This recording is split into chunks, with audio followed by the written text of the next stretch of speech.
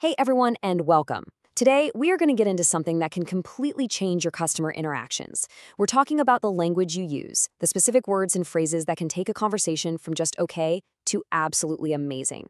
We're going to break down 20 of the most powerful ones you can use. You've been there, right? A customer's in front of you, maybe they're a little upset, and your mind just goes blank. You're scrambling trying to figure out the perfect thing to say.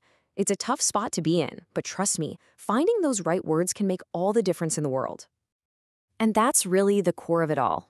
Every single time you talk to a customer, it's not just a transaction. It's a chance, an opportunity to make them feel seen, to make them feel special, and to create an experience they'll actually remember in a good way. And the words you choose? That's your number one tool to make it happen. Okay, let's jump right in, and we're going to start at the very beginning of the conversation, because those first few seconds are absolutely critical. So how do you set the right tone and make a great first impression that actually sticks? Well, these openers might look simple, but they are so effective. I mean, how can I help you? That's a classic for a reason. But I really want you to look at those last two. Thank you so much for waiting, and thank you for your patience. Starting with gratitude for their time, that is a total game changer. Just think about that for a second. When a customer has been waiting, whether it's on the phone or in a line, they're probably already a little annoyed. But when the first thing you do is thank them for their patience, you immediately acknowledge their time and flip the script. It sets such a positive, respectful tone for the entire rest of the conversation. All right, now for what's probably the toughest part of customer service, dealing with those difficult moments. But here's the thing, this is where you have a huge opportunity to turn a bad situation into a moment that actually builds trust. And it all comes down to two things, empathy and ownership. So first up, let's get crystal clear on what empathy really is. It's not just about being nice or polite. It's about your ability to genuinely try and understand what that other person is feeling. When a customer's upset, the very first thing they need is to feel heard and understood. That's it. And these are the words that get you there. When you say something like, I completely understand how frustrating this must be, you're not just repeating words, you're showing them you're on their team. You're putting yourself right there in their shoes. And that act alone can de-escalate the situation and make them willing to work with you. Now let's talk about apologies, because when something goes wrong, you're going to have to say you're sorry. But listen, not all apologies are created equal. It turns out that the single most important word in any good apology is the tiny little word for.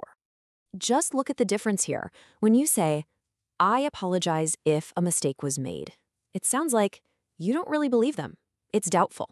But when you say, I apologize for the mistake, boom, you're taking ownership. You're telling them their problem is valid and you're ready to deal with it, even if you didn't personally cause it.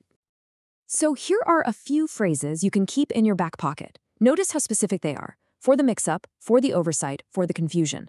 These phrases are great because they focus on the problem itself, not on who's to blame. And that is so key for moving forward to a solution. Okay, so you've shown empathy, you've offered a sincere apology, the customer is feeling heard. Now it's time to pivot.